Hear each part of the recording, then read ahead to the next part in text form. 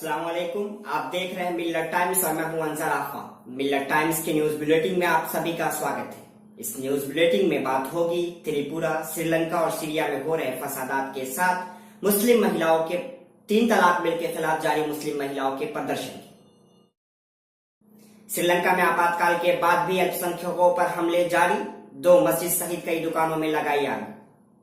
त्रिपुरा में भाजपा की जीत के बाद कम्युनिस्टों का जीना मुश्किल, लेनिन के मूर्ति पर चलाई गई बुलडोजर। त्रिपुरा में कमल खिलने के बाद भड़के दंगों से मेन स्ट्रीम मीडिया दूर।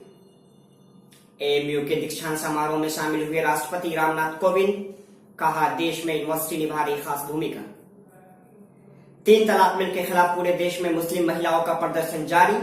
आज राजस्थान में 50 से ज्यादा मुस्लिम महिलाएं उतरी सड़कों पर। दिल्ली में दंगाइयों के हौसले बुलंद। शकूरपुर में जुमा की नमाज पढ़ने जा रहे अब्दुल मलिक नामी युवक पर हमला। दिल्ली के नाम मनोहर लोहिया अस्पताल में चल रहा है इलाज। यूएन ने सीरिया में हो रहे कत्लेआम पर जताई चिंता, कहा अमेरिका और रूस है इसका जिम्मेदार।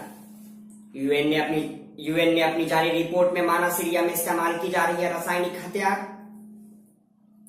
सीरिया में जारी कत्लेआम पर भारत में प्रदर्शन जारी।